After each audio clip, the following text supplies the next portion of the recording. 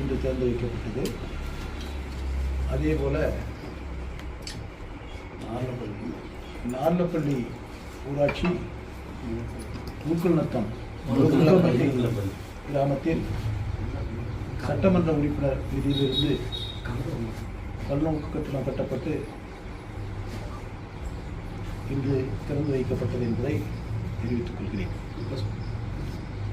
விக்கிரவாண்டி இடைத்தேர்தல் அதிமுக தேர்தலில் போட்டியிடலை. ஆனால் அங்கே பேசு பொருளாகவே அதிமுகவை சுற்றியே இருக்குது. தொடர்ந்து நேற்று அண்ணாமலை பேசும்பொழுது கூட அதிமுக 3 அல்லது 4வது இடத்துக்கு போயிடுங்கிற அச்சத்தில் தான் அவங்க போட்டியிடுற ஒரு கருத்தை பதிவு பண்ணியிருக்காங்க. விக்கிரவாண்டி இடைத்தேர்தலில் பொறுத்தவரையில் அனைத்து இந்திய அண்ணா திராவிட முன்னேற்ற கழகம் பேசும் பொருளாக இருப்பதற்கு காரணம், தமிழகத்தில் இருக்கின்ற பெரிய கட்சிகளில் முதன்மையான கட்சி அனைத்து இந்திய அண்ணா திராவிட முன்னேற்ற கழகம். அந்த கட்சி தேர்தலில் நிற்பதில்லை என்று எங்களுடைய பொதுச் செயலாளர் அறிவித்து தேர்தலை புறக்கணித்திருக்கிறோம். அப்படி தேர்தலை புறக்கணிப்பதற்குரிய காரண காரியங்களை எங்களுடைய பொதுச் செயலாளர் தெளிவுபடுத்தியிருக்கிறார். என்னவென்று சொன்னால், நடந்து முடிந்த ஈரோடு இடைத்தேர்தலில் திராவிட முன்னேற்ற கழகம் ஆட்சியில் இருக்கின்ற காரணத்தினால் ஆட்சி அதிகாரம், பணபலம், படைபலம் இவை அனைத்தும் இருக்கின்ற காரணத்தினால் இந்திய துணைக்கண்டத்திலே இல்லாத அரசியல் வரலாற்றில் ஒரு புதுமையான தேர்தலை அவர்கள் அங்கே அறிமுகப்படுத்தினார்கள். வாக்காளர்களை முழுவதுமே ஒரு இடத்தில் அடைத்து வைத்துவிட்டு எதிர்கட்சிகள் சென்று வாக்குகளை சேகரிக்க முடியாத ஒரு நிலைமையை அவர்கள் உருவாக்கினார்கள். அப்படி உருவாக்கிய பொழுது தேர்தல் ஆணையத்திடத்திலே கூட நாங்கள் புகார் மனு அளித்தோம். பல்வேறு வகையில் அறவழியிலே அதற்கு எதிர்ப்பு தெரிவித்து தேர்தல் ஆணையத்தை ஈர்ப்பதற்காக முயற்சி செய்தோம். ஆனால் தேர்தல் ஆணையம் எந்தவித நடவடிக்கையும் எடுக்கவில்லை. அங்கு அந்த நிலை வந்த பின்பு மீண்டும் இப்பொழுது நடைபெற இருக்கின்ற இந்த விக்கிரவாண்டி இடைத்தேர்தல் என்பது இதே போல்தான் இருக்கும். எனவே இந்த தேர்தல் நிற்பதற்கு எங்களுக்கு விருப்பம் இல்லை. காரணம், சட்டம் அங்கே தன்னுடைய கடமையை முழுமையாக செய்வதற்குரிய வாய்ப்பை இன்று ஆட்சியாளர்கள் கொடுப்பதில்லை. அந்த சட்டத்தை முழுமையாக செயல்படுத்தாத இந்த ஆட்சியாளர்களை கண்டிக்கக்கூடிய ஆணையமாக தேர்தல் ஆணையம் இல்லை. அதனால்தான் நாங்கள் தேர்தலை புறக்கணித்திருக்கிறோம் என்று நாம் கூறுகிறோம். அப்படி இருக்க திரு அண்ணாமலை அவர்கள் ஒரு கருத்தை சொல்லியிருக்கிறார்கள், நீங்கள் கேட்டிருக்கிறீர்கள். இந்த தேர்தலில் நின்றிருந்தால் 2வது 3வது இடத்திற்கு தான் வந்திருப்பார்கள் என்று.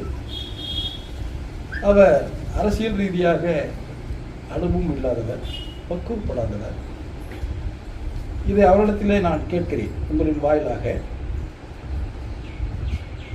நடந்து முடிந்த நாடாளுமன்ற தேர்தலில் பாரதிய ஜனதா கட்சியுடைய தலைவர்கள் தேர்தலுக்கு முன்பாக ஊடகங்களுக்கும் பத்திரிகைகளுக்கும் செய்திகளாக 400 இடங்களில் வெற்றி பெறுவோம் என்று சொன்னார். சொன்னவர்கள் சாதாரண ஆட்கள் அல்ல. நாட்டுடைய பிரதமராக இருக்கின்ற மாண்புமிகு நரேந்திர மோடி அவர்கள் சொன்னார்கள்.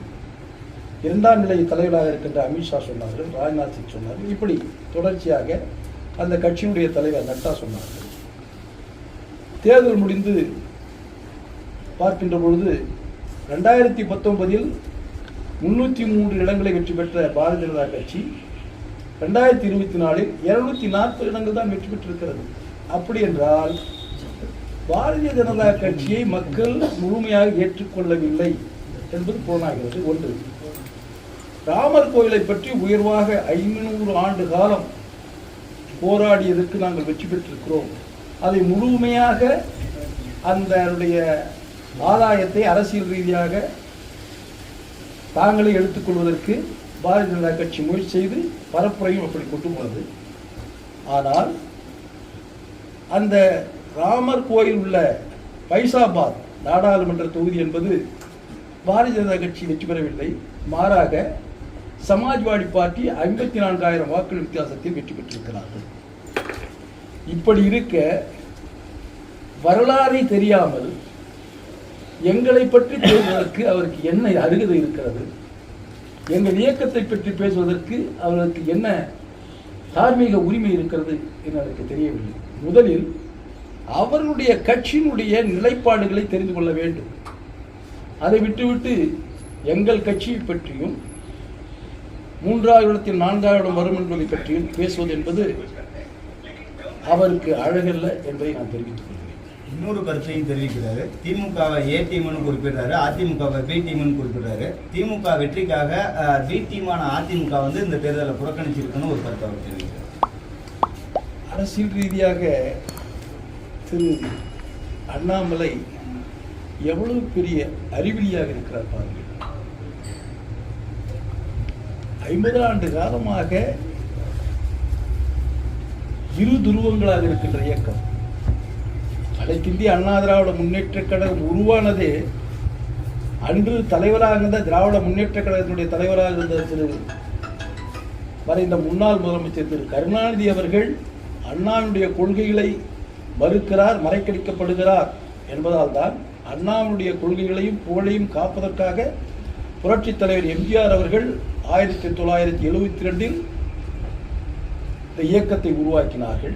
அப்படி உருவாக்கிய பின்பு மக்களிடத்திலே செல்கின்ற பொழுதும் கழக தொண்டர்களிடத்திலே சென்ற பொழுதும் அவர் சொன்ன ஒரே கருத்து, திராவிட முன்னேற்ற கழகம் இப்பொழுது தலைவராக இருக்கின்ற திரு கருணாநிதி ஒரு பெரிய தீய சக்தி என்று சொன்னார். அது ISI முத்திரை. அன்றிலிருந்து இந்த நிமிடம் வரை இரு துருவங்களாக தமிழகத்தில் எதிர்த்து அரசியலை செய்யக்கூடிய நிலைமை இருந்து கொண்டிருக்கிறது. இதை கூட புரிந்து கொள்ள முடியாமல் ஏதோ பத்திரிகையாளர்கள் ஊடகங்களுக்கும் சொல்ல வேண்டும் என்பதற்காக தான் தோன்றித்தனமாக சொல்லுகிறார். அவருடைய வழியில் சொன்னால்